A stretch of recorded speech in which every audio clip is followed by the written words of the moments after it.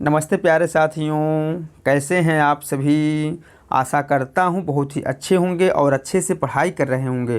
दोस्तों, आज हम आप सबके समक्ष प्रवक्ता चयन परीक्षा यानी कि पीजीटी हिंदी से संबंधित प्रैक्टिस सेट संख्या 20 लेके आए हैं। अभी तक हम लोगों ने पीजीटी से संबंधित कुल 19 प्रैक्टिस सेट देखे हैं, जिसका वीडियो आप लोग मेरे यूट्यूब चैनल के प्लेलिस्ट से प्राप्त कर देख सकते हैं। इसके अलावा इन सब का पीडीएफ जो है आप मेरे टेलीग्राम चैनल या फिर व्हाट्सएप ग्रुप से प्राप्त कर सकते हैं। चलिए देर न करते हुए शुरू करते हैं प्रश्न संख्या 1 से। यदि मेरा वीडियो आप सभी लोगों को अच्छा लगे तो लाइक करें और सब्सक्राइब करें। दोस्तों, आप लोग मुझे कमेंट करके ज़रूर बताइएगा कि आप लोगों का कितना क्वेश्चन सही हुआ है। प्रश्न संख्या 1 है, निम्नलिखित में कौन गौड़ी संप्रदाय के संस्थापक हैं। हित हरिवंश है, चैतन्य महाप्रभु हैं, हरिदास निरंजनी हैं या फिर लाल दास हैं। तो गौड़ी संप्रदाय के जो संस्थापक हैं वह है Chaitanya Mahaprabhu. Option number B सही हो जाएगा। चलिए हम लोग अगला प्रश्न देखते हैं। प्रयाग से प्रकाशित होने वाले हिंदी मासिक पत्र प्रदीप के संस्थापक थे। महावीर प्रसाद द्विवेदी थे या फिर राजा शिव प्रसाद थे या फिर बालकृष्ण भट्ट थे या फिर प्रताप नारायण मिश्र थे। तो हिंदी मासिक पत्र प्रदीप के जो संस्थापक थे वह थे Balkrishna Bhatt. Option number C सही हो जाएगा। चलिए हम लोग अगला प्रश्न देखते हैं। प्रश्न संख्या 3 देखते हैं। 12 बरस लौ कुकर जीवे और 13 लौ जिए सियार, बरस 18 छत्री जीवे आगे जीवन को धिक्कार। ये पंक्तियाँ किस रासो काव्य की हैं? बताइए आप लोग, ये पंक्तियाँ जो है किस रासो काव्य की है? कुमार रासों की है, पृथ्वीराज रासों की हैं, हमीर रासों की हैं या फिर परमाल रासों की हैं। तो ये काव्य पंक्तियाँ जो है परमाल रासों से ली गई है, इसलिए ऑप्शन नंबर डी सही हो जाएगा। इसके रचनाकार जो है कौन है? परमाल रासों के रचनाकार जो हैं जगनीक हैं। चलिए हम लोग अगला प्रश्न देखते हैं। प्रश्न संख्या 4 देखते हैं। किस लेखिका ने पशु पक्षियों पर केंद्रित रचना की है? बताइए आप लोग, किस लेखिका ने पशु पक्षियों पर केंद्रित रचना की है? महादेवी वर्मा ने, सुभद्रा कुमारी चौहान ने, होमवती देवी ने या फिर सत्यवती मलिक ने। तो इसमें जो ऑप्शन सही हो जाएगा, महादेवी वर्मा ने पशु पक्षियों पर केंद्रित रचनाएं की हैं, इसलिए ऑप्शन नंबर ए सही हो जाएगा। चलिए हम लोग अगला प्रश्न देखते हैं। प्रश्न संख्या 5 देखते हैं। डीएवी स्कूल और डीएवी कॉलेज की स्थापना किसने की? बताइए आप लोग, डीएवी स्कूल और डीएवी कॉलेज की स्थापना किसने की? सनातन धर्म ने, आर्य समाज ने, नागरिक प्रचारणी सभा ने या फिर हिंदी साहित्य सम्मेलन ने। तो इसमें जो ऑप्शन सही हो जाएगा, ऑप्शन नंबर बी सही हो जाएगा, आर्य समाज ने की। चलिए हम लोग अगला प्रश्न देखते हैं। प्रश्न संख्या 6 देखते हैं। प्रश्न संख्या 6 क्या है? कौन सी उपाधि हिंदी साहित्य सम्मेलन द्वारा दी जाती है? बताइए आप लोग, इनमें से कौन सी एक उपाधि जो है हिंदी साहित्य सम्मेलन द्वारा दी जाती है? विद्यालंकार या फिर साहित्य प्रभाकर या फिर साहित्य स्नातक या फिर हिंदी साहित्य रत्न। इसमें जो ऑप्शन सही हो जाएगा, ऑप्शन नंबर डी सही हो जाएगा, हिंदी साहित्य रत्न। चलिए हम लोग अगला प्रश्न देखते हैं। प्रश्न संख्या 7 देखते हैं। प्रश्न संख्या 7 क्या है? देश विभाजन को लेकर लिखा गया उपन्यास कौन सा है? बताइए आप लोग, इनमें से कौन सा एक उपन्यास जो है देश विभाजन को लेकर लिखा गया है? अमृत और विष है, झूठा सच है, अपने अपने अजनबी हैं या फिर अंतराल है। जिसमें जो ऑप्शन सही हो जाएगा, ऑप्शन नंबर बी सही हो जाएगा, झूठा सच। तो दोस्तों, आप लोग मुझे कमेंट करके बताइएगा कि झूठा सच जो उपन्यास है यह किसका लिखा हुआ है। चलिए हम लोग अगला प्रश्न देखते हैं। पृथ्वीराज रासो किस काल की रचना है? बताइए आप लोग, पृथ्वीराज रासो जो है किस काल की रचना है? भक्ति काल की रचना है, आधुनिक काल की रचना है, आदिकाल की रचना है या फिर रीत काल की रचना है? तो पृथ्वीराज रासो जो है आदिकालीन रचना है, इसलिए ऑप्शन नंबर सी सही हो जाएगा। चलिए हम लोग अगला प्रश्न देखते हैं।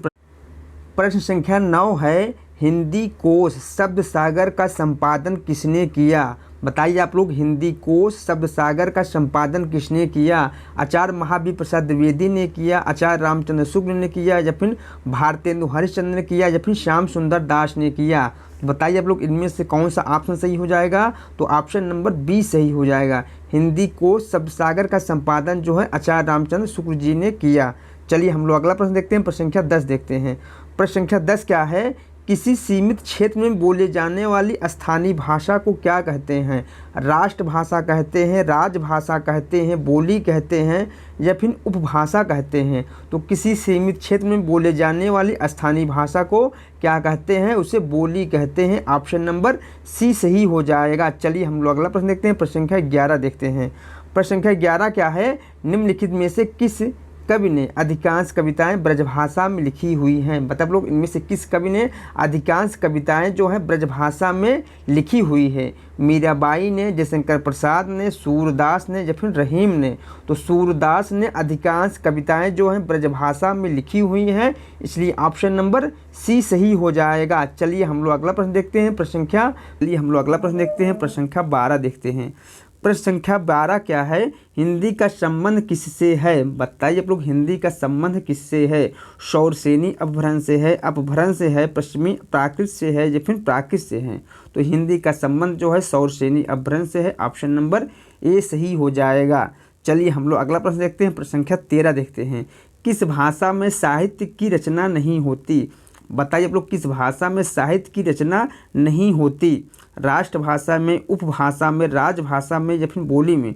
तो बोली में साहित्य की रचनाएं नहीं होती हैं, इसलिए ऑप्शन नंबर डी सही हो जाएगा। चलिए हम लोग अगला प्रश्न देखते हैं, प्रश्न संख्या 14 देखते हैं। नीचे लिखी कौन सी भाषा बोली है? बताइए आप लोग, इनमें से कौन सी एक भाषा जो है बोली है? छत्तीसगढ़ी है, खड़ी बोली है, अंग्रेजी है या फिर संस्कृत है? तो इसमें जो ऑप्शन सही हो जाएगा, ऑप्शन नंबर ए सही हो जाएगा, छत्तीसगढ़ी। चलिए हम लोग अगला प्रश्न देखते हैं, प्रश्न संख्या 15 देखते हैं। प्रश्न संख्या 15 क्या है?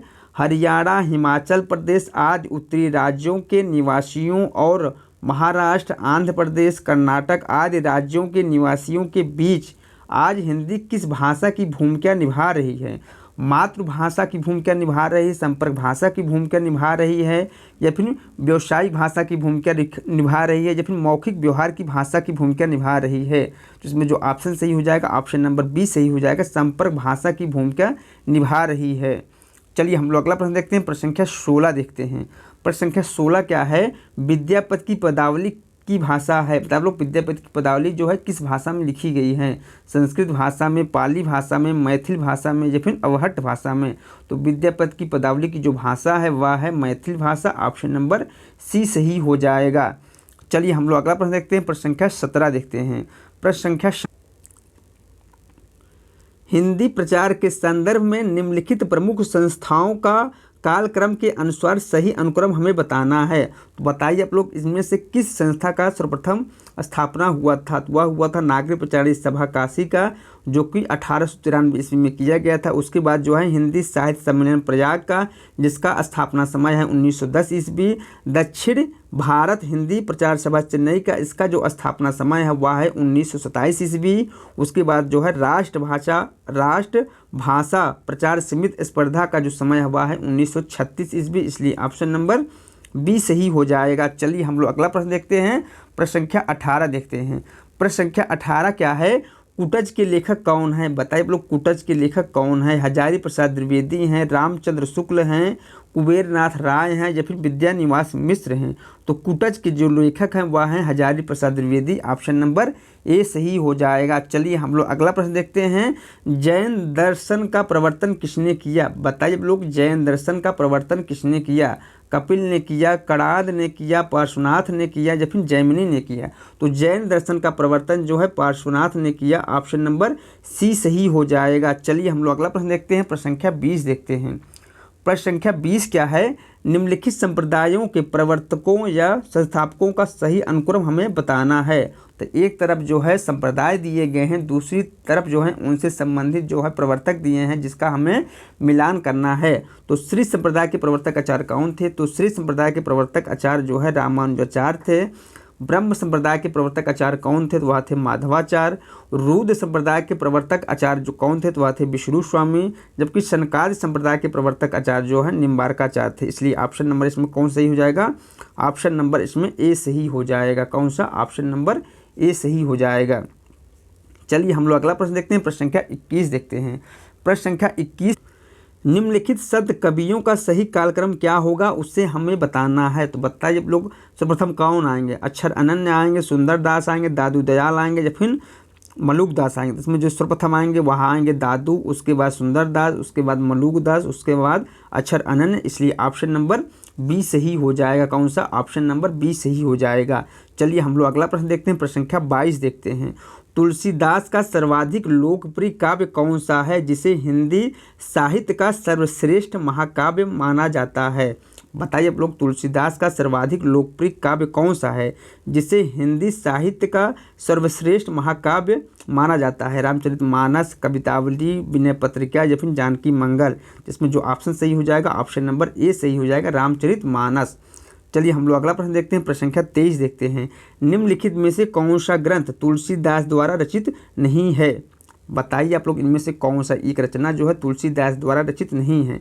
कवितावली है या फिर दोहावली है या फिर हनुमान चालीसा है या फिर साहित्य लहरी है? तो कवितावली, दोहावली, हनुमान चालीसा ये रचनाएं जो है तुलसीदास द्वारा रचित है, जबकि साहित्य लहरी जो है सूरदास द्वारा रचित है, इसलिए ऑप्शन नंबर डी सही हो जाएगा। चलिए हम लोग अगला प्रश्न देखते हैं, प्रश्न संख्या 24 देखते हैं। प्रश्न संख्या 24 क्या है? नया ज्ञानोदय पत्रिका के संपादक कौन है? बताइए आप लोग, नया ज्ञानोदय पत्रिका के संस्थापक कौन हैं? मृणाल पांडे हैं, रविंद्रनाथ कालिया हैं, प्रभाकर छेत्री हैं या फिर ज्ञान रंजन हैं? तो इसमें जो ऑप्शन सही हो जाएगा, ऑप्शन नंबर बी सही हो जाएगा, रविंद्र कालिया हैं। चलिए हम लोग अगला प्रश्न देखते हैं, प्रश्न संख्या 25 देखते हैं। आनंद कदामनी पत्रिका के संपादक कौन थे?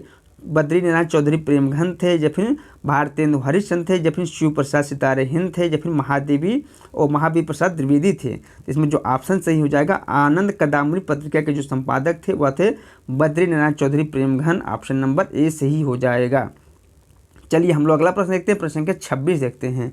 प्रश्न संख्या 26 क्या है? रामचरितमानस में किस रस की प्रधानता है? बताइए लोग, रामचरितमानस में किस रस की प्रधानता है? शांत रस की, श्रृंगार रस की, करुण रस की या फिर वीर रस की? तो रामचरितमानस में शांत रस की प्रधानता है, ऑप्शन नंबर ए सही हो जाएगा। चलिए हम लोग अगला प्रश्न देखते हैं, प्रश्न संख्या 27 देखते हैं। रामचरितमानस की रचना किस काव्य रूप में की गई है? बताइए आप लोग, रामचरितमानस की रचना जो है किस काव्य रूप में की गई है? खंड काव्य के रूप में या फिर मुक्तक काव्य के रूप में या फिर महाकाव्य के रूप में या फिर गद्य गीत के रूप में? तो इसमें जो ऑप्शन सही हो जाएगा, ऑप्शन नंबर कौन सा इसमें सही हो जाएगा? ऑप्शन नंबर सी सही हो जाएगा, महाकाव्य के रूप में। चलिए हम लोग अगला प्रश्न देखते हैं। रामचरितमानस में कितने सर्ग हैं? बताइए आप लोग, रामचरितमानस में कितने सर्ग हैं? 4 सर्ग हैं, 7 सर्ग हैं या फिर 9 सर्ग हैं या फिर 10 सर्ग हैं? तो रामचरितमानस में 7 कांड है। कितने कांड है? 7 कांड है, इसलिए ऑप्शन नंबर बी सही हो जाएगा। चलिए हम लोग अगला प्रश्न देखते हैं, प्रश्न संख्या 29 देखते हैं। विनय पत्रिका की रचना तुलसीदास ने किस भाषा में की है? बताए आप लोग, विनय पत्रिका की रचना तुलसीदास ने किस भाषा में की है? अवधी में की है, ब्रजभाषा में की है, भोजपुरी में की है या फिर खड़ी बोली में की है? तो विनय पत्रिका की भाषा जो है वह है ब्रजभाषा, ऑप्शन नंबर बी सही हो जाएगा। चलिए हम लोग अगला प्रश्न देखते हैं, प्रश्न संख्या 30 देखते हैं। निम्नलिखित में से कौन सा काव्य रहीम की रचना नहीं है? बताइए लोग, इनमें से कौन सी एक काव्य रचना जो है रहीम की नहीं है? काव्य कल्पद्रुम नहीं है, बरबे नाई के भेद नहीं है, रास पंचाध्यायी नहीं है या फिर मदनाष्टक नहीं है? तो इसमें जो ऑप्शन सही हो जाएगा, ऑप्शन नंबर ए सही हो जाएगा। काव्य कल्पद्रुम रचना जो है रहीम दास की नहीं है, बल्कि किसकी रचना है? यह सेनापति की रचना है। चलिए हम लोग अगला प्रश्न देखते हैं, प्रश्न संख्या 31 देखते हैं। पाहुड़ दोहा के रचयिता कौन है? बताइए आप लोग, पाहुड़ दोहा के रचयिता कौन है? पुष्पदंत हैं, राम सिंह है, सरहपा हैं या फिर धनपाल हैं? तो इसमें जो ऑप्शन सही हो जाएगा, पाहुड़ दोहा के जो रचनाकार है वह कौन है? तो वह है Ram Singh, option number B सही हो जाएगा। चलिए हम लोग अगला प्रश्न, प्रश्न संख्या 32 है। निम्नलिखित हिंदी काव्यों में से कौन सा काव्य अपभ्रंश से बिल्कुल भिन्न है? बताइए इनमें से कौन सा काव्य जो है अपभ्रंश से बिल्कुल भिन्न है? संत काव्य है, वीर काव्य है, श्रृंगार काव्य है या फिर राम काव्य है? तो अपभ्रंश से बिल्कुल जो भिन्न है वह है संत काव्य, ऑप्शन नंबर ए सही हो जाएगा। चलिए हम लोग अगला प्रश्न देखते हैं, प्रश्न संख्या 33 देखते हैं। हिंदी काव्य के आधुनिक युग का श्री गणेश किस साहित्यकार के साथ हुआ? मुंशी प्रेमचंद के साथ हुआ, भारतेंदु हरिश्चंद्र के साथ हुआ या फिर बालकृष्ण भट्ट के साथ हुआ या फिर राजा शिव प्रसाद के साथ हुआ? तो हिंदी काव्य के आधुनिक युग का श्री गणेश जो है भारतेंदु हरिश्चंद्र के साथ हुआ, ऑप्शन नंबर बी सही हो जाएगा। चलिए हम लोग अगला प्रश्न देखते हैं। मुंशी इंसा अल्लाह खां की भाषा की विशेषता क्या थी? उसका संस्कृत निष्ठ रूप था या फिर साहित्यिक खड़ी बोली रूप था या फिर चटपटेपन के साथ बोलचाल का रूप था या फिर व्यवहारिक तुकबंदी की अधिकता थी? तो इसमें जो ऑप्शन सही हो जाएगा, ऑप्शन नंबर सी सही हो जाएगा। चटपटेपन के साथ बोलचाल का रूप था, ऑप्शन नंबर सी सही हो जाएगा। चलिए हम लोग अगला प्रश्न देखते हैं, प्रश्न संख्या 35 देखते हैं। भारत की संपत्ति विदेश चली जाती है, यह देश की व्यथा का कारण है। यह भाव किस कवि द्वारा कविता में व्यक्त किए गए हैं? भारतेंदु हरिश्चंद्र के द्वारा, प्रताप नारायण मिश्र के द्वारा, राजा लक्ष्मण सिंह के द्वारा या फिर राजा शिव प्रसाद के द्वारा। तो भारत की संपत्ति विदेश चली जाती है, यह व्यथा जो है भारतेंदु हरिश्चंद्र ने व्यक्त किया है, इसलिए ऑप्शन नंबर ए सही हो जाएगा। चलिए हम लोग अगला प्रश्न देखते हैं, प्रश्न संख्या 36 देखते हैं। भारतेंदु हरिश्चंद्र ने किस भाषा में काव्य रचना की है?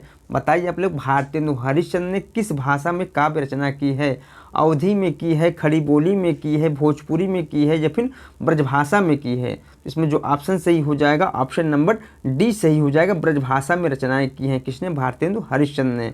चलिए हम लोग अगला प्रश्न देखते हैं, प्रश्न संख्या 37 देखते हैं। नीचे लिखी रचनाओं में से कौन सी रचना भारतेंदु हरिश्चंद्र द्वारा लिखी नहीं गई है? भारत दुर्दशा है, न्यूतन ब्रह्मचारी है, प्रेम माधुरी है या फिर नील देवी है? तो इसमें जो ऑप्शन सही हो जाएगा ऑप्शन नंबर कौन सा? डी बी सही हो जाएगा। न्यूतन ब्रह्मचारी जो है किसके द्वारा लिखा गया है? यह जो है बालकृष्ण भट्ट के द्वारा लिखा गया उपन्यास विधा की रचना है।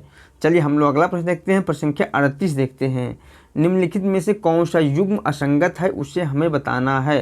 तो बर्वे रामायण के रचनाकार तुलसीदास हैं या फिर बर्वे नायिका के भेद के रचनाकार जो है रहीमदास हैं या फिर कृष्ण गीतावली के रचनाकार जो हैं सूरदास हैं या फिर विज्ञान गीता के रचनाकार जो हैं केशवदास हैं? तो इसमें जो ऑप्शन सही हो जाएगा विज्ञान गीता के रचनाकार जो है केशवदास यह सही है। बर्वे रामायण के रचनाकार जो है तुलसीदास है यह भी सही है। बर्वे नायिका भेद के रचनाकार जो है रहीमदास है यह भी सही है। जबकि कृष्ण गीतावली के रचनाकार जो है सूरदास ना होकर के कौन है? तुलसीदास है, इसलिए ऑप्शन नंबर सी सही हो जाएगा। चलिए हम लोग अगला प्रश्न देखते हैं, प्रश्न संख्या 39 देखते हैं।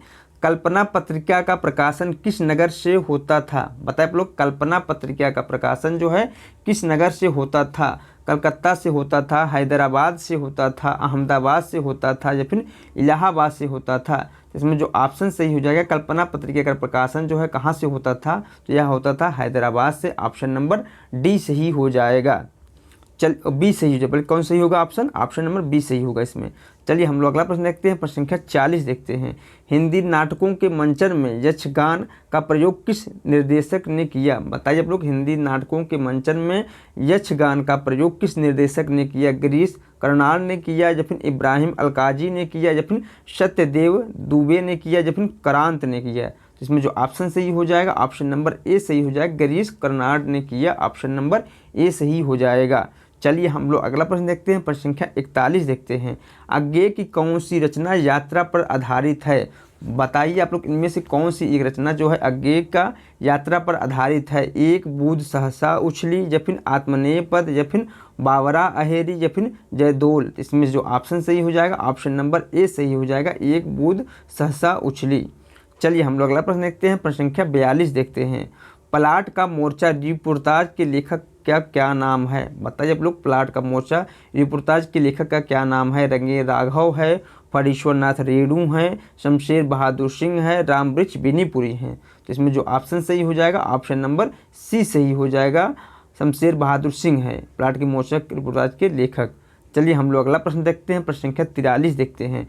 कसाईवाड़ा कहानी के लेखक कौन है? बताइए आप लोग, कसाईवाड़ा कहानी के लेखक कौन हैं? शिवमूर्ति हैं, सतीश जमाली हैं या फिर अखिलेश है या फिर मंजूर एहतिसाम है? इसमें जो ऑप्शन सही हो जाएगा ऑप्शन नंबर ए सही हो जाएगा। कसाईवाड़ा के लेखक जो हैं शिवमूर्ति हैं। चलिए हम लोग अगला प्रश्न देखते हैं, प्रश्न संख्या 44 देखते हैं। प्रश्न संख्या कालक्रम की दृष्टि से निम्नलिखित उपन्यासों का सही अनुक्रम क्या है उसे हमें बताना है। बताइए आप लोग, इनमें से कौन सा उपन्यास जो है सर्वप्रथम लिखा गया? कब तक पुकारू लिखा गया या फिर भूतनाथ लिखा गया या फिर अंतिम अरण्य लिखा गया या फिर डूबते मस्तूल लिखा गया?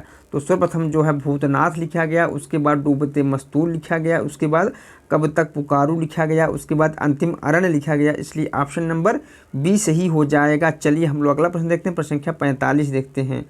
प्रश्न संख्या 45 क्या है? निम्नलिखित ग्रंथों का सही अनुक्रम क्या है उसे हमें बताना है। तो बताइए आप लोग, कौन सा उपग्रंथ जो है सर्वप्रथम लिखा गया? नई कविता के प्रतिमान लिखा गया, या फिर नई कविता के नए प्रतिमान लिखा गया, या फिर छायावाद का पतन लिखा गया, या फिर कमानी एक पुनर्विचार लिखा गया। तो सर्वप्रथम जो है नई कविता के प्रतिमान लिखा गया, उसके बाद कमानी एक पुनर्विचार लिखा गया, उसके बाद जो है कविता के नए प्रतिमान लिखा गया, उसके बाद छायावाद का पतन लिखा गया। इसलिए ऑप्शन नंबर इसमें ए सही हो जाएगा। चलिए हम लोग अगला प्रश्न देखते हैं। प्रश्न संख्या 46 देखते हैं।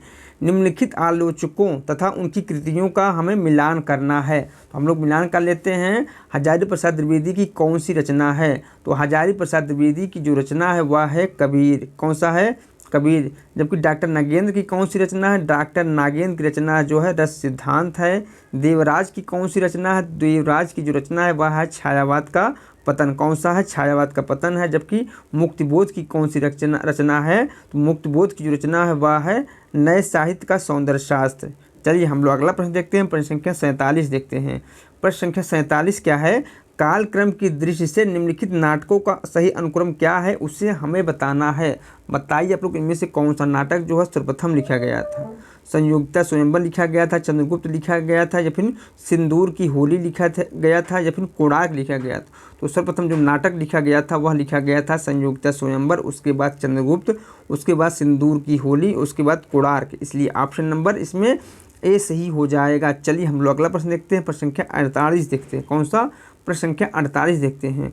कालक्रम की दृष्टि से निम्नलिखित कहानियों का सही अनुक्रम क्या है, उसे हमें बताना है। तो बताइए आप लोग कौन सा कहानी जो है सर्वप्रथम लिखा गया? यही सच है लिखा गया था, खोज लिखा गया था, या फिर उसने कहा था लिखा गया था, या फिर कफन लिखा गया था? इसमें जो सही होगा वह होगा सर्वप्रथम उसने कहा था लिखा गया था, उसके बाद कफन लिखा गया था, उसके बाद खोज लिखा गया था, उसके बाद यही सच है लिखा गया था। इसलिए ऑप्शन नंबर इसमें सी सही हो जाएगा। चलिए हम लोग अगला प्रश्न देखते हैं। प्रश्न संख्या 49 देखते हैं। प्रश्न संख्या 49 क्या है? निम्नलिखित साहित्य लेखकों का कालक्रमानुसार सही अनुक्रम क्या है, उसे हमें बताना है। तो बताइए आप लोग सर्वप्रथम कौन आएगा? राम कुमार वर्मा आएंगे, रामस्वरूप चतुर्वेदी आएंगे, या फिर रामचंद्र शुक्ल आएंगे, या फिर मिश्रबंधु आएंगे? तो सर्वप्रथम जो है मिश्रबंधु आएंगे, उसके बाद आचार्य रामचंद्र शुक्ल आएंगे, उसके बाद राम कुमार वर्मा आएंगे, उसके बाद रामस्वरूप चतुर्वेदी आएंगे। इसलिए ऑप्शन नंबर इसमें डी सही हो जाएगा। चलिए हम लोग अगला प्रश्न देखते हैं। प्रश्न संख्या 50 देखते हैं। प्रश्न संख्या 50। निम्नलिखित काव्यशास्त्री ग्रंथों का सही अनुक्रम कौन सा है, उसे हमें बताना है। तो बताइए आप लोग सर्वप्रथम कौन सा रचना लिखा गया था? काव्यानुशासन लिखा गया था, साहित्य दर्पण लिखा गया था, रसमंजरी लिखा गया था, या फिर रस गंगाधर लिखा गया था? तो सर्वप्रथम जो है साहित्य दर्पण लिखा गया था, उसके बाद काव्यानुशासन लिखा गया था, उसके बाद रसमंजरी लिखा गया था, उसके बाद रस गंगाधर लिखा गया था। इसलिए ऑप्शन नंबर इसमें बी सही हो जाएगा। चलिए हम लोग अगला प्रश्न देखते हैं। प्रश्न संख्या 51 देखते हैं। प्रश्न संख्या 51 क्या है? निम्नलिखित में से सही कृति का कालक्रम कौन सा है, उसे हमें बताना है। बताइए लोग सर्वप्रथम कौन सी रचना लिखी गया था? सुखमय जीवन लिखा गया था, शरणार्थी लिखा गया था, ठुमरी लिखा गया था, या फिर दो बाके लिखा गया था? तो सर्वप्रथम जो है सुखमय जीवन लिखा गया था, उसके बाद दो बाके लिखा गया था, उसके बाद शरणार्थी लिखा गया था, उसके बाद ठुमरी लिखा गया था। इसलिए ऑप्शन नंबर इसमें डी सही हो जाएगा। चलिए हम लोग अगला प्रश्न देखते हैं। प्रश्न संख्या 52 देखते हैं। अंधा युग किसकी रचना है? बताइए आप लोग अंधा युग जो है किसकी रचना है? नरेश मेहता की है, मोहन राकेश की है, दुष्यंत कुमार की है, या फिर धर्मवीर भारती की है? तो अंधा युग की रचनाकार जो है वह है Dharamvir Bharati. Option number D सही हो जाएगा। चलिए हम लोग अगला प्रश्न देखते हैं। कुटज के लेखक कौन है? बताइए आप लोग कुटज के लेखक कौन है? हजारी प्रसाद द्विवेदी हैं, रामचंद्र शुक्ल हैं, कुबेरनाथ राय हैं, विद्यानिवास मिश्र हैं? तो कुटज की जो रचनाकार है वह है Hazari Prasad Dwivedi. Option number A सही हो जाएगा। चलिए हम लोग अगला प्रश्न देखते हैं। निम्नलिखित में से कौन सी रचना अमरकांत की है, उसे हमें बताना है। अमृतसर आ गया है, या फिर जिंदगी और जोक है, या फिर टूटना है, या फिर परिंदे हैं? तो इसमें जो ऑप्शन सही हो जाएगा अमरकांत की जो रचना है वह है जिंदगी और जोक। ऑप्शन नंबर बी सही हो जाएगा। चलिए हम लोग अगला प्रश्न देखते हैं। प्रश्न संख्या 55 देखते हैं। तुम विद्युत बन जाओ पाहुन मेरे नैनों पर पग धर धर पंक्ति किसकी है? महादेवी वर्मा की है, मीरा की है, नरेश मेहता की है, या फिर लीलाधर जगूड़ी की है? तो इसमें जो ऑप्शन सही हो जाएगा ऑप्शन नंबर ए सही हो जाएगा। महादेवी वर्मा की यह काव्य पंक्ति है। चलिए हम लोग अगला प्रश्न देखते हैं। रसनिधि का वास्तविक नाम क्या है? बताइए आप लोग को रसनिधि का वास्तविक नाम क्या है। निधि है, रस है, पृथ्वी सिंह है या फिर रसनिधि है। तो इसमें जो ऑप्शन सही हो जाएगा, रसनिधि का वास्तविक नाम जो था वह था Prithvi Singh. Option number C सही हो जाएगा। चलिए हम लोग अगला प्रश्न देखते हैं। बिहारी के आश्रयदाता का क्या नाम था। भाव सिंह था, सूरजमल था, जय सिंह था या फिर राणा सांगा था। तो बिहारी के आश्रयदाता का जो नाम था वह था जय सिंह। ऑप्शन नंबर सी सही हो जाएगा। चलिए हम लोग अगला, पद्माकर का जन्म कब हुआ था। बताइए आप लोग पद्माकर का जन्म कब हुआ था। सम्मत 1810 में या फिर सम्मत 1910 में या फिर सम्मत 1810 में या फिर सम्मत 1710 में। तो पद्माकर का जो जन्म हुआ था वह हुआ था सम्मत 1810 में। ऑप्शन नंबर सी सही हो जाएगा। चलिए हम लोग अगला प्रश्न देखते हैं। प्रश्न संख्या 59 देखते हैं। रीत काल में किस कवि को एक दोहे के लिए एक असरफी मिलती थी। बताइए आप लोग रीत काल के किस कवि को एक दोहे के लिए एक असरफी मिलती थी। भूषण कवि को, देव कवि को, मतिराम को या फिर बिहारी को। तो बिहारी कवि को एक दोहे के लिए एक असरफी मिलती थी, इसलिए ऑप्शन नंबर डी सही हो जाएगा। चलिए हम लोग अगला प्रश्न देखते हैं। पद्माकर की मृत्यु कब हुई थी। बताइए आप लोग पद्माकर की मृत्यु कब हुई थी। सम्मत 1890 में या फिर सम्मत 1710 में या फिर सम्मत 1800। दोस्तों यहाँ सम्मत ए और बी सेम दिया गया है, जबकि सम्मत 1790 में। तो पद्माकर की मृत्यु जो है सम्मत 1890 में हुई थी, इसलिए ऑप्शन नंबर ए और बी दोनों सही हो जाएगा। चलिए हम लोग अगला प्रश्न देखते हैं। प्रश्न संख्या 61 देखते हैं। प्रश्न संख्या 61 क्या है। लक्षण ग्रंथों का निर्माण हिंदी साहित्य के किस काल में हुआ। बताइए आप लोग लक्षण ग्रंथों का निर्माण जो है हिंदी साहित्य के किस काल में हुआ। रीत काल में, आदि काल में, भक्ति काल में या फिर आधुनिक काल में। तो लक्षण ग्रंथों का निर्माण जो है हिंदी साहित्य में रीत काल में हुआ। ऑप्शन नंबर ए सही हो जाएगा। कौन सा। ऑप्शन नंबर ए सही हो जाएगा। चलिए हम लोग अगला प्रश्न देखते हैं। पद्माकर की मृत्यु कौन से स्थान पर हुई। बताइए आप लोग पद्माकर की मृत्यु जो है किस स्थान पर हुई। काशी में हुई, मगहर में हुई, कानपुर में हुई या फिर मथुरा में हुई। तो पद्माकर की मृत्यु जो है कानपुर में हुई। ऑप्शन नंबर सी सही हो जाएगा। चलिए हम लोग अगला प्रश्न देखते हैं। रीत काल के लक्षण ग्रंथों का निर्माण किसके आधार पर हुआ है। बताइए आप लोग रीत काल के लक्षण ग्रंथों का निर्माण जो है किसके आधार पर हुआ है। प्राकृत ग्रंथों के आधार पर या फिर अपभ्रंश ग्रंथों के आधार पर या फिर संस्कृत ग्रंथों के आधार पर या फिर भक्ति ग्रंथों के आधार पर। इसमें जो ऑप्शन सही हो जाएगा रीत काल के लक्षण ग्रंथों का निर्माण जो है संस्कृत ग्रंथों के आधार पर हुई है, इसलिए ऑप्शन नंबर सी सही हो जाएगा। चलिए हम लोग अगला प्रश्न देखते हैं। प्रश्न संख्या 64 देखते हैं। प्रश्न संख्या 64 क्या है। रीत काल के अंतिम प्रसिद्ध आचार्य कौन है। बताए आप लोग रीत काल के अंतिम प्रसिद्ध आचार्य कौन हैं।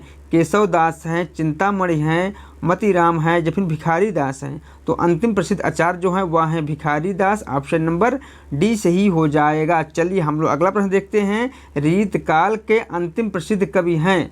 मतलब लोग रीत काल के अंतिम प्रसिद्ध कवि हैं। बिहारी हैं, देव हैं, घनानंद हैं या फिर पद्माकर हैं। तो रीत काल के अंतिम प्रसिद्ध जो कवि हैं वह है पद्माकर। ऑप्शन नंबर डी सही हो जाएगा। चलिए हम लोग अगला प्रश्न देखते हैं। वारेन हेस्टिंग का सार कहानी के रचयिता कौन है। उदय प्रकाश हैं, अरुण कमल है, चंद्रशेखर हैं या फिर नरेंद्र कोहली हैं। तो इसमें जो ऑप्शन सही हो जाएगा वारेन हेस्टिंग का सार कहानी के जो लेखक हैं वह हैं Uday Prakash. Option number A सही हो जाएगा। चलिए हम लोग अगला प्रश्न देखते हैं। सुधीर घोषाल कहानी के रचयिता हैं। उदय प्रकाश हैं, काशीनाथ सिंह हैं, अमरकांत हैं या फिर शेखर जोशी हैं। तो इसमें जो ऑप्शन सही हो जाएगा सुधीर घोषाल कहानी के जो लेखक हैं वह हैं Kashinath Singh. Option number B सही हो जाएगा। चलिए हम लोग अगला प्रश्न देखते हैं। आटे का सिपाही कहानी के लेखक कौन है। आनंद प्रकाश जैन हैं, राकेश वत्स हैं, निर्मल वर्मा है या फिर निराला है। इसमें जो ऑप्शन सही हो जाएगा आटे का सिपाही कहानी की जो लेखक है वह है Anand Prakash Jain. Option number A सही हो जाएगा। चलिए हम लोग अगला प्रश्न देखते हैं। दादी माँ कहानी के रचयिता हैं। बताइए आप लोग दादी माँ कहानी के रचयिता हैं। अमरकांत हैं, कमलेश्वर हैं, राजेश जोशी हैं या फिर शिव प्रसाद सिंह हैं। तो इसमें जो ऑप्शन सही हो जाएगा दादी माँ कहानी की जो रचयिता है वह है Shiv Prasad Singh. Option number D सही हो जाएगा। चलिए हम लोग अगला प्रश्न देखते हैं। पुल टूटता हुआ कहानी किसकी है। बताइए आप लोग, पुल टूटता हुआ कहानी किसकी है? मृदुला गर्ग की है, मृणाल पांडे की है, शिवानी की है या फिर बद्युजमा की है? तो पुल टूटता हुआ कहानी की जो रचनाकार है वह है बद्युजमा। ऑप्शन नंबर डी सही हो जाएगा। चलिए हम लोग अगला प्रश्न देखते हैं, प्रश्न संख्या 71 देखते हैं। अमृतसर आ गया कहानी की रचयिता कौन है? भीष्म साहनी है, यशपाल है, निर्मल वर्मा है या फिर निराला है? इसमें जो ऑप्शन सही हो जाएगा, अमृतसर आ गया कहानी की जो लेखक हैं वह हैं Bhishma Sahni. Option number A सही हो जाएगा। कौन सा? ऑप्शन नंबर ए सही हो जाएगा। चलिए हम लोग अगला प्रश्न देखते हैं, प्रश्न संख्या 72 देखते हैं। प्रश्न संख्या 72 क्या है? तस्बीह एवं तमाशा तथा अन्य कहानियों के रचयिता कौन है? मंजूर एहतेशाम है, यशपाल है, निर्मल वर्मा है या फिर निराला है? तो इसमें जो ऑप्शन सही हो जाएगा, ऑप्शन नंबर ए सही हो जाएगा, मंजूर एहतेशाम है। कौन है? मंजूर एहतेशाम है। चलिए हम लोग अगला प्रश्न देखते हैं, प्रश्न संख्या 73 देखते हैं। प्रश्न संख्या 73 क्या है? अपनी कहानियों में शॉक ट्रीटमेंट की तकनीक का प्रयोग किसने किया था? यशपाल ने किया था, अज्ञे ने किया था, काशीनाथ सिंह ने किया था या फिर कमलेश्वर ने किया था? तो अपनी कहानियों में शॉक ट्रीटमेंट तकनीक का प्रयोग जो है यशपाल जी ने किया था। ऑप्शन नंबर ए सही हो जाएगा। चलिए हम लोग अगला प्रश्न देखते हैं, प्रश्न संख्या 74 देखते हैं। अज्ञे की कहानियों की विशेषता है, बताए आप लोग इनमें से कौन सी एक विशेषता जो है अज्ञे की कहानियों की है?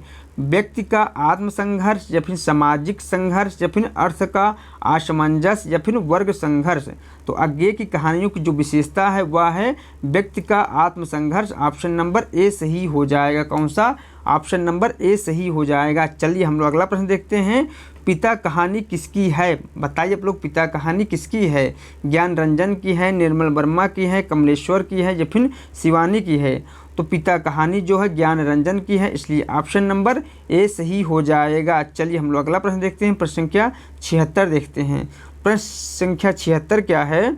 निम्नलिखित में से किस उपन्यास में मुंबई के पास के मछुआरों के जीवन का चित्रण है? बताइए लोग, इनमें से किस उपन्यास में मुंबई के पास के मछुआरों का चित्रण किया गया है? सागर लहरे और मनुष्य या फिर मृगनयनी या फिर कामरेड या फिर वृंदावन? तो इसमें जो ऑप्शन सही हो जाएगा, ऑप्शन नंबर ए सही हो जाएगा, सागर लहरे और मनुष्य। चलिए हम लोग अगला प्रश्न देखते हैं, प्रश्न संख्या 77 देखते हैं। मुक्तिबोध उपन्यास पर किसको साहित्य अकादमी पुरस्कार प्रदान किया गया? बताए आप लोग, मुक्तिबोध उपन्यास पर किसको जो है साहित्य अकादमी पुरस्कार मिला? नागार्जुन को मिला, सुमित्रा नंदन पंत को मिला, मुक्तिबोध को मिला या फिर जयनेंद्र कुमार को मिला? तो इसमें जो ऑप्शन सही हो जाएगा, ऑप्शन नंबर डी सही हो जाएगा, जयनेंद्र कुमार को मिला। चलिए हम लोग अगला प्रश्न देखते हैं, प्रश्न संख्या 78 देखते हैं। भगवती चरण वर्मा का पहला उपन्यास निम्नलिखित में से कौन सा है? बताइए आप लोग, इनमें से कौन सा उपन्यास जो है उनका भगवती चरण वर्मा का पहला उपन्यास है? पतन है, चित्रलेखा है, पुनर्वा है या फिर अपने खिलौने हैं? तो इसमें जो ऑप्शन सही हो जाएगा, ऑप्शन नंबर ए सही हो जाएगा, पतन जो उपन्यास है यह भगवती चरण वर्मा का पहला उपन्यास है। चलिए हम लोग अगला प्रश्न देखते हैं। अगला प्रश्न क्या है? निम्नलिखित में से प्रकृतवादी उपन्यासों के जनक कौन है? बताइए आप लोग, प्रकृतवादी उपन्यासों के जनक कौन हैं? जयनेंद्र कुमार हैं, अमृतलाल नागर हैं, जोला हैं या फिर अज्ञे हैं? इसमें जो ऑप्शन सही हो जाएगा, ऑप्शन नंबर सी सही हो जाएगा, जोला कवि हैं। चलिए हम लोग अगला प्रश्न देखते हैं। सन 1942 की क्रांति का कौन सा उपन्यास आधारित है? बताइए आप लोग, इनमें से कौन सा एक उपन्यास जो है सन 1942 की क्रांति का पे आधारित उपन्यास है? नई इमारत है, चित्रलेखा है, चढ़ती धूप है या फिर रेखा है? इसमें जो ऑप्शन सही हो जाएगा, ऑप्शन नंबर ए सही हो जाएगा, नई इमारत। चलिए हम लोग अगला प्रश्न देखते हैं, प्रश्न संख्या 81 देखते हैं। प्रश्न संख्या 81 क्या है? जैनेंद्र का अंतिम उपन्यास कौन सा है? बताए आप लोग, जैनेंद्र का अंतिम उपन्यास कौन सा है? त्यागपत्र है, विवर्त है या फिर दशार्क है या फिर अनाम स्वामी है? इसमें जो ऑप्शन सही हो जाएगा, ऑप्शन नंबर सी सही हो जाएगा, दशार्क। चलिए हम लोग अगला प्रश्न देखते हैं, प्रश्न संख्या 82 देखते हैं। प्रश्न संख्या 82 क्या है? गांधी जी के दक्षिण अफ्रीका जीवन पर आधारित निम्नलिखित में से कौन सा उपन्यास है? पहला गिरमिटिया है, दिव्या है, मुक्तिपथ है या फिर मुक्तिबोध है? इसमें जो ऑप्शन सही हो जाएगा, गांधी जी के दक्षिण जीवन पर आधारित जो उपन्यास है वह है पहला गिरमिटिया, ऑप्शन नंबर ए सही हो जाएगा। चलिए हम लोग अगला प्रश्न देखते हैं, प्रश्न संख्या 83 देखते हैं। प्रश्न संख्या 83 क्या है? मैला आंचल की कथा क्षेत्र निम्नलिखित में से कौन सी है? इलाहाबाद है, बनारस है, पूर्णिया है या फिर दरभंगा है। तो महिला आंचल उपन्यास की कथा जो क्षेत्र है वह क्या है, वह है पूर्णिया। ऑप्शन नंबर सी सही हो जाएगा। चलिए हम लोग अगला प्रश्न देखते हैं, प्रश्न संख्या 84 देखते हैं। शेखर एक जीवनी कब प्रकाशित हुआ? बताइए लोग, शेखर एक जीवनी जो है कब प्रकाशित हुआ? 1968 में या फिर 1988 में या फिर 1952 में या फिर 1941 ईस्वी में? तो शेखर एक जीवनी जो है कब प्रकाशित हुआ? 1941 ईस्वी में। ऑप्शन नंबर डी सही हो जाएगा। शेखर एक जीवनी के लेखक कौन है? अज्ञेय हैं। प्रश्न संख्या 85 है, निम्नलिखित निबंधों का मिलान कीजिए। दोस्तों नीचे कुछ निबंध दिए गए हैं, उनसे संबंधित निबंधकार दिए गए हैं जिनका हमें मिलान करना है। तो चलिए हम लोग मिलान कर लेते हैं। युग और साहित्य किसका निबंध है? तो युग और साहित्य जो है शांत प्रिय द्विवेदी का निबंध है। पृथ्वी पुत्र किसका निबंध है? तो पृथ्वी पुत्र जो है वासुदेव शरण अग्रवाल का निबंध है। साहित्य का श्रेय और प्रेय किसका निबंध है? तो यह जनेन्द्र कुमार का निबंध है। रंगमंच किसका निबंध है? तो रंगमंच जो है जयशंकर प्रसाद का निबंध है। चलिए हम लोग अगला प्रश्न देखते हैं, प्रश्न संख्या 86 देखते हैं। प्रश्न संख्या 86 क्या है? निम्नलिखित संस्कृत आचार्यों में से किसने रस सिद्धांत का समर्थन नहीं किया है, उसे हमें बताना है। आचार्य कुंतक हैं, पंडित राज जगन्नाथ हैं, भट्टनायक हैं या फिर भट्टनागर हैं? तो जिसने रस सिद्धांत का समर्थन नहीं किया है वह है आचार्य कुंतक। ऑप्शन नंबर ए सही हो जाएगा। चलिए हम लोग अगला प्रश्न देखते हैं। हिंदी के काव्यकारों में से कौन रस सिद्धांत का समर्थन नहीं करता? मतलब लोग हिंदी के काव्यकारों में से कौन जो है रस सिद्धांत का समर्थन नहीं करता? कवि देवदत्त हैं, आचार्य महावीर प्रसाद द्विवेदी हैं, केशवदास हैं या फिर आचार्य रामचंद्र शुक्ल हैं? तो इसमें जो ऑप्शन सही हो जाएगा, ऑप्शन नंबर सी सही हो जाएगा, केशवदास। चलिए हम लोग अगला प्रश्न देखते हैं, प्रश्न संख्या 88 देखते हैं। रुद्रट वक्रोक्त को शब्दालंकार मानते हैं, इसको अर्थालंकार किसने माना है? बताइए आप लोग, वक्रोक्त को रुद्रट जो है शब्दालंकार मानते हैं जबकि अर्थालंकार किसने माना है? आनंदवर्धन ने माना है या फिर वामन ने माना है या फिर दंडी ने माना है या फिर क्षेमेंद्र माना है? तो इसमें जो ऑप्शन सही हो जाएगा, ऑप्शन नंबर ए सही हो जाएगा, वामन ने माना है। चलिए हम लोग अगला प्रश्न देखते हैं। अलंकार काव्य के लिए अलंकार रूप ही है तथा गुण भी सदा गुण ही है। रस सिद्ध काव्य का स्थिर तत्व या प्रमाण औचित्य ही है। इस कथन को किस काव्य शास्त्री ने कहा है? भामा ने कहा है, कुंतक ने कहा है, विश्वनाथ ने कहा है या फिर क्षेमेंद्र ने कहा है? तो यह कथन जो है किसका है? क्षेमेंद्र का है। ऑप्शन नंबर डी सही हो जाए। प्रश्न संख्या 90 है, काव्य शास्त्र संबंधित यूनानी ग्रंथ पेरइप्सुस का रचनाकार निम्नलिखित में से कौन है? बताइए आप लोग, पेरइप्सुस किसकी रचना है? तो पेरइप्सुस जो है लोंजाइनस की रचना है। ऑप्शन नंबर ए सही हो जाएगा। चलिए हम लोग अगला प्रश्न देखते हैं। किसने कहा मैं कल्पना के सत्य को सबसे बड़ा सत्य मानता हूँ? आचार्य रामचंद्र शुक्ल जी ने कहा, सुमित्रा नंदन पंत जी ने कहा, मुंशी प्रेमचंद जी ने कहा या फिर मैथिली शरण गुप्त जी ने कहा? मैं कल्पना के सत्य को सबसे बड़ा सत्य मानता हूँ, यह कथन जो है सुमित्रा नंदन पंत जी का है। ऑप्शन नंबर बी सही हो जाएगा। चलिए हम लोग अगला प्रश्न देखते हैं, प्रश्न संख्या 92 देखते हैं। प्रभावपूर्ण शैली का काव्य में विशेष महत्व होता है, इस संबंध में नीचे कुछ कथन दिए गए हैं, जो कथन उचित प्रतीत नहीं हो उसे हमें बताना है। तो ऑप्शन ए है, प्रभावपूर्ण शैली काव्य में जीवन का संचार करती है, यह कथन सही है। प्रभावपूर्ण शैली काव्य के प्रभाव में वृद्धि का संचार कर देती है, यह भी कथन सही है। इसके प्रयोग से काव्य में सजीवता आती है, यह भी कथन सही है। जबकि ऑप्शन सी है, इससे कवि के व्यक्तिगत प्रभाव में वृद्धि होती है, यह कथन सही नहीं है, इसलिए ऑप्शन नंबर इसमें सी सही हो जाएगा। चलिए हम लोग अगला प्रश्न देखते हैं, प्रश्न संख्या 93 देखते हैं। शेक्सपियर ने कविता में किस तत्व को प्रधान माना है? बताइए लोग, शेक्सपियर ने कविता में किस तत्व को प्रधान माना है? नीचे दिए गए कथनों में से कौन सा कथन सही है उसे हमें बताना है। कल्पना को प्रधान माना है, भाव को माना है, अभिव्यक्ति को माना है या फिर उपयुक्त तीनों कथन सही हैं? तो इसमें जो ऑप्शन सही हो जाएगा, ऑप्शन नंबर ए सही हो जाएगा, कल्पना को प्रधान तत्व माना है। चलिए हम लोग अगला प्रश्न देखते हैं, प्रश्न संख्या 94 देखते हैं।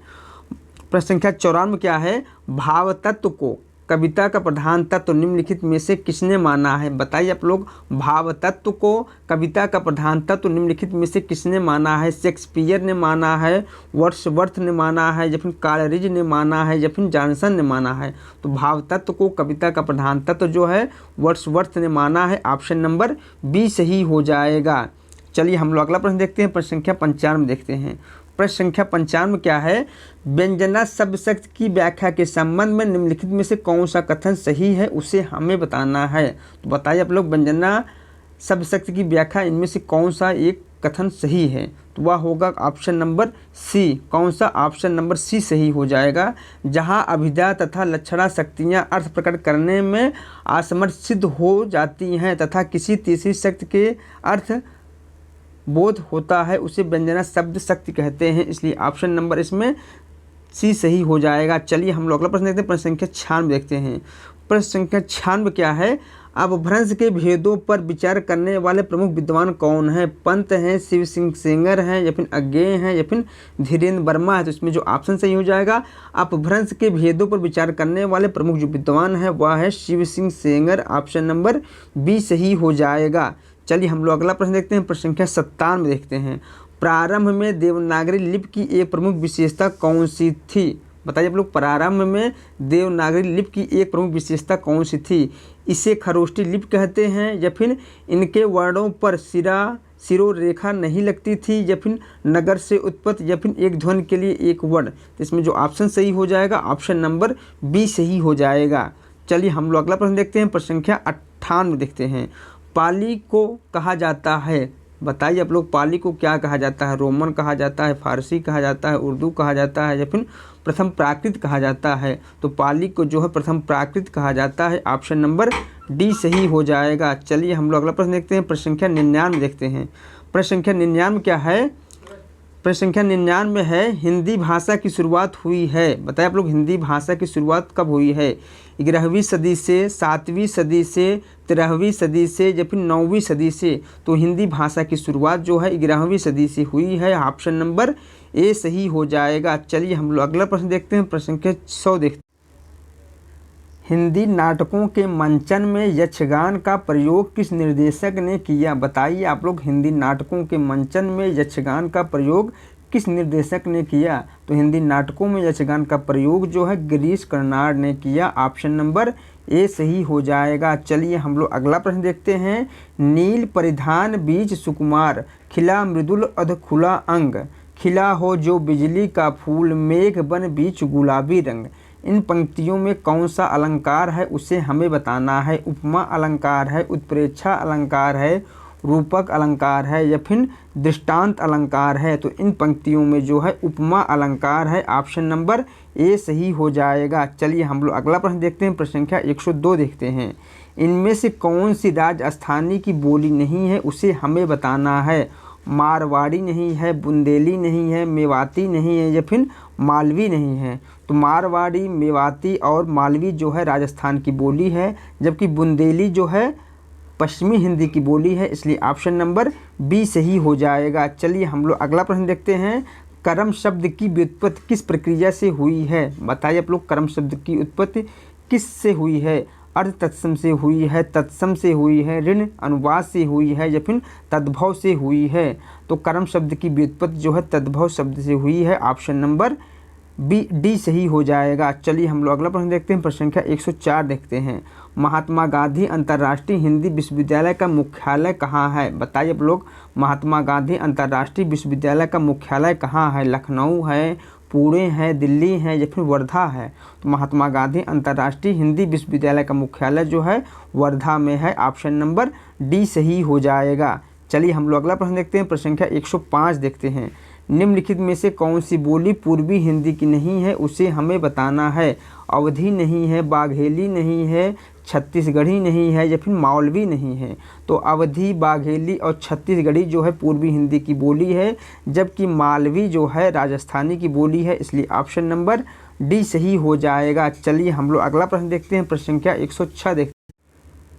मेरे चपल यौवन बाल, अचल अंचल में पड़ा शो, मचल कर मत साल, इन पंक्तियों के रचयिता कौन है? बाबू जगन्नाथ दास हैं, जयशंकर प्रसाद हैं, मैथिली शरण गुप्त हैं या फिर रामधारी सिंह दिनकर हैं? तो इन पंक्तियों के रचनाकार जो है मैथिली शरण गुप्त हैं। ऑप्शन नंबर सी सही हो जाएगा। चलिए हम लोग अगला प्रश्न देखते हैं। प्रश्न संख्या 107 देखते हैं। लिखो ना करो लेखनी बंद, श्रीधर सम सब कवि स्वच्छंद। पंक्ति के रचनाकार कौन है? श्रीधर पाठक हैं, महावीर प्रसाद द्विवेदी हैं, शुक्ल हैं या फिर राम नरेश त्रिपाठी हैं? तो इन पंक्तियों के रचनाकार जो हैं वह हैं श्रीधर पाठक। ऑप्शन नंबर ए सही हो जाएगा। चलिए हम लोग अगला प्रश्न देखते हैं। प्रश्न संख्या 108 देखते हैं। प्रश्न संख्या 108 क्या है? जगत है सच्चा तनिक न कच्चा, समझो बच्चा इसका भेद। पंक्ति किसकी है? श्रीधर पाठक की है, रत्नाकर की है, दिनकर की है या फिर द्विवेदी की है? तो इन पंक्तियों के जो रचनाकार हैं वह है श्रीधर पाठक। ऑप्शन नंबर ए सही हो जाएगा। चलिए हम लोग अगला प्रश्न देखते हैं। प्रश्न संख्या 109 देखते हैं। प्रश्न संख्या 109 क्या है? उमर खयाम की रुबाइयाँ के रचयिता कौन है? मैथिली शरण गुप्त हैं, राम नरेश त्रिपाठी हैं, दिनकर हैं या फिर जयशंकर प्रसाद हैं? तो उमर खयाम की रुबाइयों के रचनाकार जो हैं वह हैं Maithili Sharan Gupt. Option number A सही हो जाएगा। चलिए हम लोग अगला प्रश्न देखते हैं। प्रश्न संख्या 110 देखते हैं। प्रश्न संख्या 110 क्या है? अबला जीवन हाय तेरी यही कहानी, आंचल में है दूध और आँखों में पानी। इन पंक्तियों के रचनाकार कौन है? मैथिली शरण गुप्त हैं, निराला हैं, त्रिपाठी हैं या फिर जयशंकर प्रसाद हैं? तो इन पंक्तियों के जो रचनाकार हैं वह है Maithili Sharan Gupt. Option number A सही हो जाएगा। चलिए हम लोग अगला प्रश्न देखते हैं। प्रश्न संख्या 111 देखते हैं। प्रश्न संख्या 111 क्या है? मैथिली शरण गुप्त किस छंद का प्रयोग अधिक करते थे? बताइए आप लोग। मैथिली शरण गुप्त जो है किस छंद का प्रयोग अधिक करते थे? गीतिका छंद का, रोला छंद का, मात्रिक छंद का या फिर हर गीतिका छंद का? तो मैथिली शरण गुप्त जो है हर गीतिका छंद का प्रयोग अधिक करते थे, इसलिए ऑप्शन नंबर डी सही हो जाएगा। चलिए हम लोग अगला प्रश्न देखते हैं। प्रश्न संख्या 112 देखते हैं। मैथिली शरण गुप्त के गुरु कौन थे? बताइए आप लोग। मैथिली शरण गुप्त के गुरु कौन थे? महावीर प्रसाद द्विवेदी थे, बाल मुकुंद गुप्त थे, श्रीधर पाठक थे या फिर भारतेंदु हरिश्चंद्र थे? तो मैथिली शरण के जो गुरु थे वह थे Mahavir Prasad Dwivedi. Option number A सही हो जाएगा। चलिए हम लोग अगला प्रश्न देखते हैं। प्रश्न संख्या 113 देखते हैं। प्रश्न संख्या 113 क्या है? भैंस भवानी कै तब सेवा, लागे करण पढ़गवा छूट। पंक्ति के रचयिता कौन है? मैथिली महावीर प्रसाद द्विवेदी हैं या फिर राम नरेश त्रिपाठी हैं या फिर रत्नाकर हैं या फिर दिनकर हैं? तो इसमें जो ऑप्शन सही हो जाएगा, इन पंक्तियों के जो रचनाकार हैं वह हैं Mahavir Prasad Dwivedi. Option number A सही हो जाएगा। चलिए हम लोग अगला प्रश्न देखते हैं। प्रश्न संख्या 114 देखते हैं। माइकल मधुसूदन दत्त की कृतियों का अनुवाद मधुप उपनाम से किस कवि ने किया? मैथिली शरण गुप्त ने किया, हजारी प्रसाद द्विवेदी ने किया, नागेंद्र ने किया या फिर अज्ञे ने किया? तो माइकल मधुसूदन की कृतियों का अनुवाद मधुप उपनाम से जो है मैथिली शरण गुप्त जी ने किया। ऑप्शन नंबर ए सही हो जाएगा। चलिए हम लोग अगला प्रश्न देखते हैं। प्रश्न संख्या 115 देखते हैं। प्रश्न संख्या 115 क्या है? धरती हिलाकर नींद भगा दे, वज्रनाद से व्योम जगा दे। पंक्तियाँ के रचनाकार कौन हैं? नाथूराम शर्मा शंकर हैं, दिनकर हैं, पंत हैं या फिर श्रीधर पाठक हैं? तो इन पंक्तियों के रचनाकार जो है नाथूराम शर्मा शंकर हैं। ऑप्शन नंबर ए सही हो जाएगा। कौन सा? ऑप्शन नंबर ए सही हो जाएगा। चलिए हम लोग अगला प्रश्न देखते हैं। प्रश्न संख्या 116 देखते हैं। प्रश्न संख्या 116 क्या है? अपभ्रंश भाषा का साहित्य विकास, अपभ्रंश भाषा का साहित्य विकास निम्नलिखित अवधि में हुआ। 8वीं शताब्दी पूर्व या फिर 8वीं से 14वीं शताब्दी या फिर 3री से 6ठी शताब्दी या फिर 10वीं से 15वीं शताब्दी? तो इसमें जो ऑप्शन सही हो जाएगा ऑप्शन नंबर बी सही हो जाएगा। 8वीं से 14वीं शताब्दी के बीच हुआ। ऑप्शन नंबर बी सही हो जाएगा। चलिए हम लोग अगला प्रश्न देखते हैं। प्रश्न संख्या 117 देखते हैं। अपभ्रंश काव्य का सुप्रसिद्ध छंद कौन सा है? बताइए आप लोग। अपभ्रंश काव्य का सुप्रसिद्ध छंद कौन सा है? तो अपभ्रंश काव्य का सुप्रसिद्ध जो छंद है वह है कड़वक छंद। ऑप्शन नंबर ए सही हो जाएगा। चलिए हम लोग अगला प्रश्न देखते हैं। प्रश्न संख्या 118 देखते हैं। अपभ्रंश भाषा का विकास किस भाषा से हुआ है? संस्कृत से हुआ है, प्राकृत से हुआ है, अवहट्ट से हुआ है या फिर पाली से हुआ है? तो अपभ्रंश भाषा का विकास जो है प्राकृत से हुआ है। ऑप्शन नंबर बी सही हो जाएगा। चलिए हम लोग अगला प्रश्न देखते हैं। अपभ्रंश भाषा के प्रथम कवि माने जाते हैं। बताइए आप लोग। अपभ्रंश भाषा के प्रथम कवि कौन हैं? पुष्पदंत हैं, जोइंदु हैं, स्वयंभू हैं या फिर हेमचंद हैं? तो अपभ्रंश भाषा के जो प्रथम कवि हैं वह है स्वयंभू। ऑप्शन नंबर सी सही हो जाएगा। चलिए हम लोग अगला प्रश्न देखते हैं। अपभ्रंश में राम के चरित्र के आधार पर लिखित प्रबंधात्मक रचना कौन सी है? पौमचरियु है, रिठलमेढ़ चरियु है, या फिर स्वयंभू छंद है, या फिर महापुराण है? तो इसमें जो ऑप्शन सही हो जाएगा ऑप्शन नंबर ए सही हो जाएगा, पौमचरियु है। चलिए हम लोग अगला प्रश्न देखते हैं। प्रश्न संख्या 121 देखते हैं। कौन सा? प्रश्न संख्या 121 देखते हैं। निम्नलिखित में से कौन सप्तक परंपरा का कवि नहीं है? बताइए आप लोग इनमें से कौन एक सप्तक परंपरा के कवि नहीं हैं? तो हरिनारायण व्यास, नरेश मेहता जो हैं दूसरे सप्तक के कवि हैं, जबकि नेमचंद जैन जो है तार सप्तक के कवि हैं, जबकि श्रीकांत वर्मा जो है किसी सप्तक के कवि नहीं है। इसलिए ऑप्शन नंबर बी सही हो जाएगा। चलिए हम लोग अगला प्रश्न देखते हैं। इनमें से कौन सी रचना केशवदास की नहीं है? बता आप लोग इनमें से कौन सी एक रचना जो है केशवदास की नहीं है? रामचंद्रिका नहीं है, कवि प्रिया नहीं है, ललित ललाम नहीं है, या फिर रसिक प्रिया नहीं है? तो केशवदास की जो रचना है वह है रामचंद्रिका, कवि प्रिया और रसिक प्रिया, जबकि ललित ललाम जो है केशवदास की रचना ना होकर के मतीराम की रचना है। इसलिए ऑप्शन नंबर सी सही हो जाएगा। चलिए हम लोग अगला प्रश्न देखते हैं। प्रश्न संख्या 123 देखते हैं। प्रश्न संख्या 123 क्या है? खड़ी बोली हिंदी का विकास किस भाषा से हुआ? बताए आप लोग खड़ी बोली हिंदी का विकास जो है किस भाषा से हुआ? ब्रज से हुआ, अवधी से हुआ, दक्षिणी हिंदी से हुआ, या फिर अपभ्रंश से हुआ? तो जो खड़ी बोली हिंदी का विकास जो है जिस भाषा से हुआ वह है कौन सा? वह है ऑप्शन नंबर डी, अपभ्रंश से। किससे हुआ? अपभ्रंश से हुआ है। चलिए हम लोग अगला प्रश्न देखते हैं। प्रश्न संख्या 124 देखते हैं। हड़ौती राजस्थान के किस क्षेत्र में प्रचलित है? बताइए आप लोग हड़ौती राजस्थान के किस क्षेत्र में प्रचलित है? तो हड़ौती राजस्थान के कोटा बूंदी क्षेत्र में प्रचलित है। इसलिए ऑप्शन नंबर ए सही हो जाएगा। चलिए हम लोग प्रश्न संख्या 125 देखते हैं और इस प्रैक्टिस सेट का लास्ट क्वेश्चन देखते हैं। प्रश्न संख्या 125 क्या है? सिद्ध साहित्य के अंतर्गत 84 सिद्धों की वे साहित्यिक रचनाएं आती हैं जो प्राकृत में लिखी गई, या फिर पैशाची अपभ्रंश में लिखी गई, या फिर पूर्ववर्ती अपभ्रंश में लिखी गई, या फिर तत्कालीन लोक भाषा हिंदी में लिखी गई? तो सिद्ध साहित्य के अंतर्गत 84 सिद्धों की वे साहित्यिक रचनाएं आती हैं जो तत्कालीन लोक भाषा हिंदी में लिखी गई। ऑप्शन नंबर 4 सही हो जाएगा। कौन सा? ऑप्शन नंबर इसमें 4 सही हो जाएगा। ठीक दोस्तों, मेरा यह प्रैक्टिस सेट यहीं समाप्त हो रहा है। मिलते हैं नेक्स्ट प्रैक्टिस सेट में। यदि मेरा वीडियो आप सभी लोगों को अच्छा लगा हो तो लाइक करें और सब्सक्राइब करें। दोस्तों आप लोग मुझे कमेंट करके ज़रूर बताइएगा कि आप लोगों का कितना क्वेश्चन सही हुआ है।